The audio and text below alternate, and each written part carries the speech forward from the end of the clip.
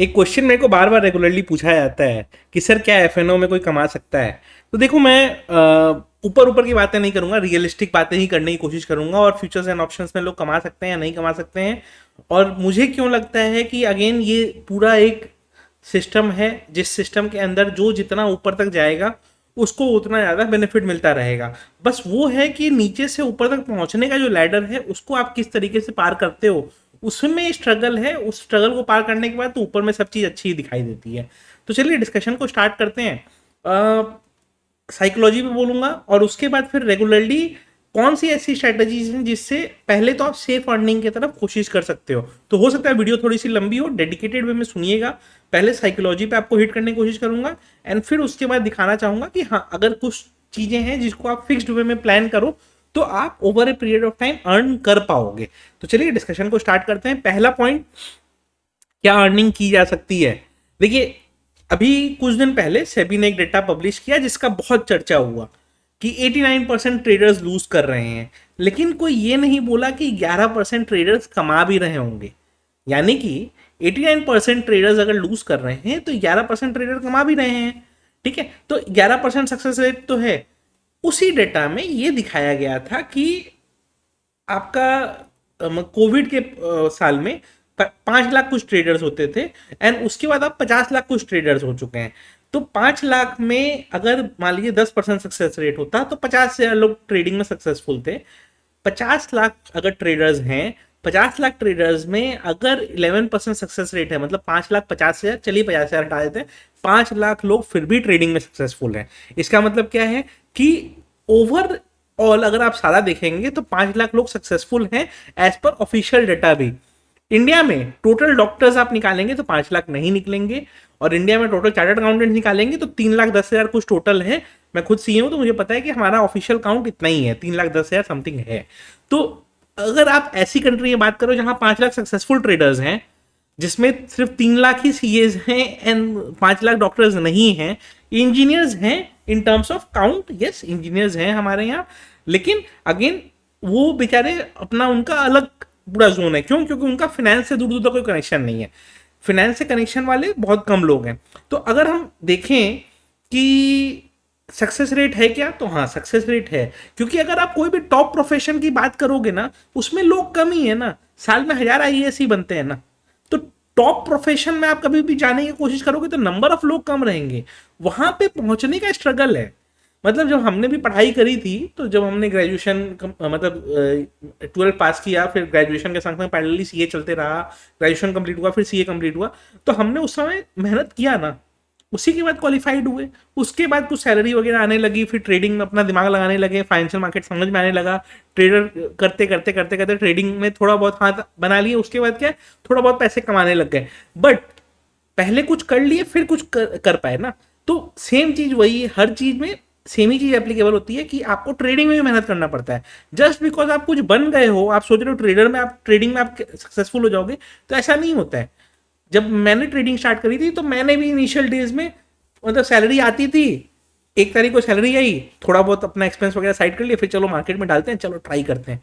पहले cash intraday मारा, थोड़ा दिन के बाद लगा कि हाँ चलो कैश इंट्राडे सक्सेसफुल हो रहा है। उस समय फ्यूचर्स में लेवरेज मिलता था, 20 टाइम्स भी ब्रोकर्स एक्सपोजर देते थे। कवर ऑर्डर ब्रैकेट ऑर्डर में 20 टाइम्स एक्सपोजर चलता था हर ब्रोकर में ऑलमोस्ट। और नॉर्मल अगर पोजिशनल कैरी फॉरवर्ड भी करने की कोशिश करते थे तो पूरा मार्जिन लगता था। बट एमआईएस में अगर ऑर्डर मारते थे तो आपको 10 टाइम्स एक्सपोजर में मिल जाता था। मतलब उस समय फ्यूचर्स हम लोग ट्रेड 19-20 हजार में कर पाते थे। तो फ्यूचर्स में आदमी हाथ आजमाया, फिर आया बैंक निफ्टी का वीकली ऑप्शन, फिर उसके बाद आदमी ऑप्शन में भी हाथ लगाने लगा। हाथ लगाने का मतलब हाथ जलाया भी, ऐसा नहीं है कि हाथ जला नहीं, बट वो एक फेज था। वो करते करते करते करते ये पता चला कि हाँ चलो अब आपको समझ में आया कि हाँ ये सही तरीका है हमारे ऑप्शन ट्रेडिंग करने का। फिर हमने कुछ कुछ over a period of time धीरे धीरे धीरे धीरे धीरे सीख के कुछ स्ट्रैटेजीज डिप्लॉय करी। फिर समझ में आया कि अच्छा स्टेबल इनकम करना है तो डेली हम कुछ भी कर सकते हैं, बट अगर स्टेबल इनकम चाहिए तो इन स्ट्रैटेजीज को डिप्लॉय करते रहो तो स्टेबल इनकम आते रहेगा। एंड बाकी इसी इनकम के दम पे कि कुछ इनकम आ रही है स्टेबल स्ट्रैटेजीज से, फिर आपको जो डेली इंट्राडे में जो भी मजा करना है वो आप कर सकते हो। बट स्ट्रैटेजी बेस्ड ट्रेडिंग में पैसे बन रहे हैं और सब लोग बना रहे हैं। इनफैक्ट जब हम बात कर रहे हैं ऑफिशियल डेटा में भी, अगर सक्सेस रेट है ना 5-5.5 लाख लोग सक्सेसफुल है ना, तो टॉप पे ही आपको पहुंचना है ना। आज के डेट में आप कोई भी प्रोफेशन उठा लो, टॉप वाले लोग पैसा कमाते हैं, बट टॉप वाले होते भी 5-7% ही है, यहाँ तो 10% है। तो ये तो आप समझोगे ना कि हाँ लोग कोशिश कर रहे हैं। प्लस मैं एक चीज बता देता हूँ आपको, पूरे इंडिया में फुल टाइम ट्रेडर्स खोजोगे तो 50,000 भी नहीं मिलेंगे। यानी कि ये लोग अपना कुछ और काम करते हुए ट्रेडिंग कर रहे हैं, फिर सक्सेसफुल हुए हैं। उसमें से हाँ कुछ लोग अपना जो बाकी काम छोड़ेंगे फिर फुल टाइम ट्रेडर बनेंगे, वो एक प्रोसेस है, वो धीरे धीरे होगा। लेकिन ये जो 5.5 लाख लोग या फिर हम 11% की बात कर रहे हैं, इसमें से 11% में 10% ऐसे होंगे जो कुछ और करते हुए प्रॉफिटेबल हैं।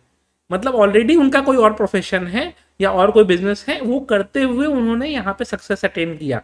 इसका मतलब क्या है कि यहाँ पे ये भी आपको नहीं कहा जाता कि आपको सब कुछ छोड़ के यही करना है।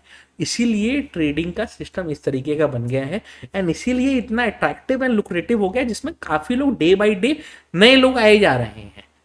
और अगर सभी अनसक्सेसफुल होते तो आपको लगता है कि मार्केट ग्रो कर रहा होता है इतना?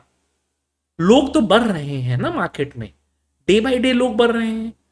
एक समय था, आज से 4 साल पहले भी चले जाओ, 2 साल पहले ही चले जाओ ना, शेयर मार्केट का नाम लेते लोग पहला चीज वो तो जुआ है। आज जुआ लोग नहीं बोलेंगे, हाँ शेयर मार्केट लोग ये बोलेंगे उसमें किस्मत का खेल है, सब लोग नहीं सक्सेसफुल पाते। वो ठीक है, क्योंकि 10 में 9 लोग तो अनसक्सेसफुल ही है ना। लेकिन जो जुआ वाला वर्ड था वो धीरे धीरे कम हो रहा है, कुछ दिन बाद वो और कम हो जाएगा। एटलीस्ट मेजर मेट्रो सिटीज में, आप हमारी तरह कैलकाटा में आओ, आप दिल्ली बॉम्बे में आओ और कोई को कहो कि ट्रेडर हो, तो अच्छा आप ट्रेडिंग करते हैं और कुछ नहीं करते हैं, इतना बस पूछेंगे, ये नहीं कहेंगे कि ट्रेडिंग तो जुआ है। क्यों? क्योंकि यहाँ पे दिख रही है कि हाँ ट्रेडर्स यहाँ पे अच्छा लाइफ जी रहे हैं, पैसे कमा रहे हैं। मेरे आस पड़ोस के लोग भी सोचते हैं कि ये करता क्या है, ठीक है, तो वो हर जगह का है। लेकिन यहाँ पे एटलीस्ट एक्सेप्टेबिलिटी है कि चलो शेयर मार्केट कोई कर रहा है तो वहाँ पे वो पैसे कमा रहा होगा।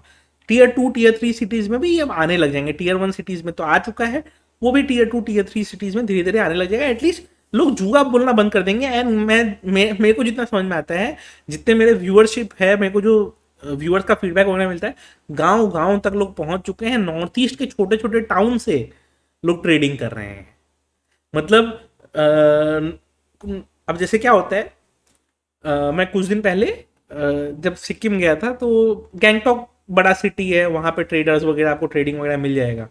बट छोटे छोटे सिटीज़ में भी मैं जाता था ना, तो कोई ना कोई मतलब स्टॉक मार्केट की बात कर रहा है। मैं नहीं बोलता था कि मेरे को मालूम है स्टॉक मार्केट या जानता हूँ, लेकिन लोग आपस में बात करते हुए या सोचते हुए सुनते हुए दिखाई दे देते थे।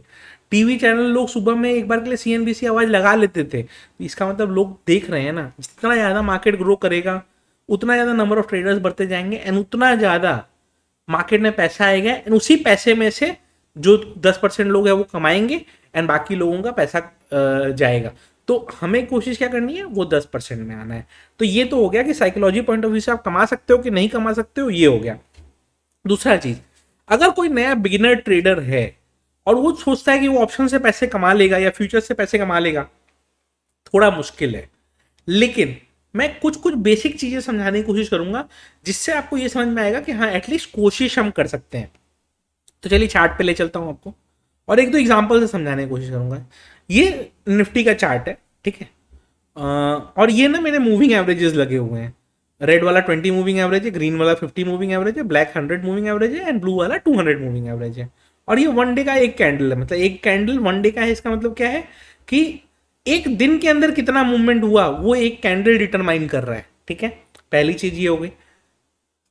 अब अगर आप देखोगे तो मान लो हम जनवरी की बात करें, ठीक है, तो जनवरी मंथ में हम आते हैं, जूम कर लेते हैं इसको।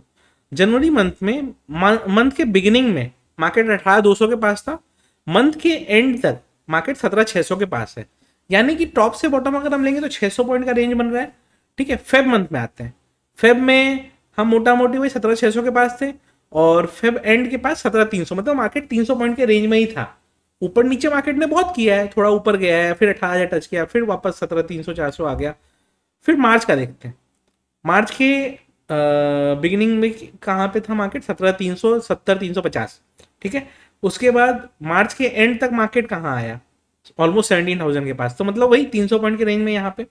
फिर अप्रैल के बिगिनिंग से देखिए, अब अप्रैल के बिगिनिंग में देखिए 17,200 300 था, अभी 17,700 है, अप्रैल के एंड तक हो सकता है 17,250 220 इस तरह का रेंज भी हमको देखने को मिल जाए। ठीक है, ये देख के क्या समझ में आ रहा है कि मार्केट जो मूव कर रहा है पूरे महीने में भी वो एक 500-700 पॉइंट के रेंज में मूव कर रहा है, उससे ज्यादा बियॉन्ड मूव नहीं कर रहा है।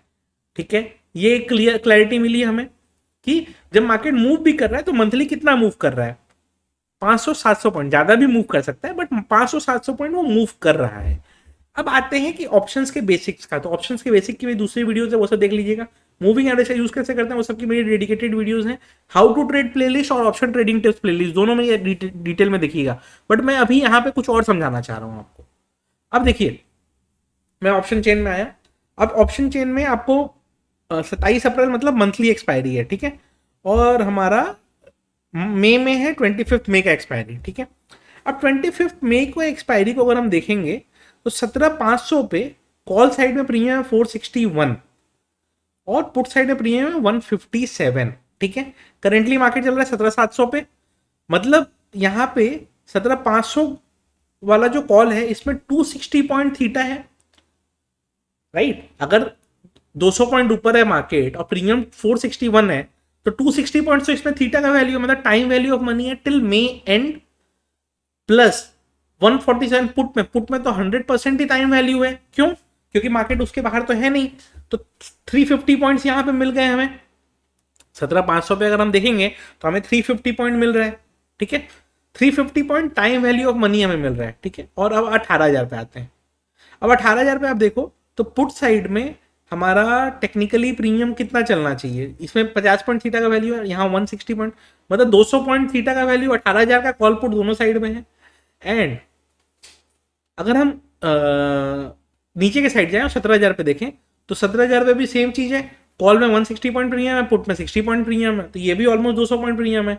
तो 350 पॉइंट प्रीमियम हमको मिला 17,500 पे और इसमें 350 पॉइंट प्रीमियम मिला। अब 350 पॉइंट्स अगर हम 17,500 के दोनों साइड दूर चले जाते हैं तो हमको कहां पे मिल रहा है 17,850 17,850 या फिर 17,150 17,150, उतना दूर हम कर सकते हैं। बट हमें 18,000 पे भी और 17,000 पे भी 200 पॉइंट थीटा मिल रहा है, टाइम वैल्यू ऑफ मनी मिल रहा है, यानी कि हमको 200 पॉइंट एक साइड में मिल रहा है, तो हम एक साइड और इसमें 350 में और 200 पॉइंट ऐड कर दिए।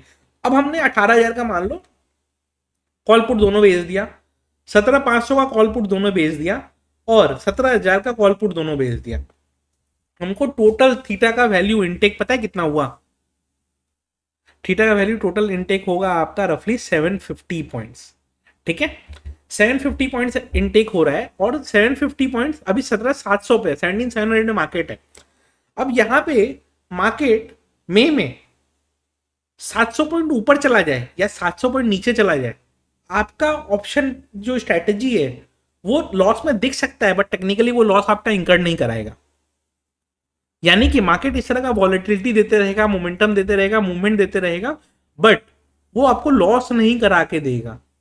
और जैसे जैसे जैसे जैसे आप धीरे धीरे लॉस भी हो सकता है, लेकिन आपको टाइम मिलेगा सोचने समझने का। क्यों? क्योंकि आप जो यहाँ पे स्ट्रेटेजी बना रहे हो ये आपको ऊपर की तरफ भी 700 पॉइंट सेव कर रहा है, नीचे की तरफ भी 700 पॉइंट सेव कर रहा है। बट अगर हमने मान लीजिए 3 महीने का एग्जांपल देखा है तो हमारे कितने मूवमेंट आ रहे थे। अगर हम यहाँ टॉप पे भी लेंगे, दिसंबर के बिगिनिंग में 18,900 से भी लेंगे तो 18 जनवरी के एंड में अगर हमने 18,200 के आसपास एंड किया, ठीक है, तो ऊपर से कितना पॉइंट 700 पॉइंट गिरा। अब हमने ऊपर नीचे दोनों साइड अगर बफर लगा के रखा है 700 पॉइंट, तो 17,700 से 700 पॉइंट ऊपर तक यानी 18,400 तक और 17,000 नीचे तक हमारे पास बफर है टू प्ले अराउंड। ठीक है, तो अगर जैसे मैं जो सजेस्ट करता हूँ यूजुअली कि अगर आप सेफ ट्रेडर हो और आपके पास बहुत ज़्यादा स्कोप नहीं है डेली बेसिस पे मार्केट ट्रैक करने का, तो हमेशा इस तरह की स्ट्रैटेजीज डिप्लॉय करिए जहां पे आपको मार्केट एक ब्रॉडर रेंज दे दे। ब्रॉडर रेंज दे दे यानी कि अगर आपके पास कैपिटल है तो 3 लाख 5 लाख स्ट्रैटल्स डिप्लॉय कर दो। अब 3 लाख स्ट्रैटल जैसे मैंने अप्रैल में डिप्लॉय करवाया था व्यूअर्स को, मैंने करवाया था 17,500, 18,000 और 17,000।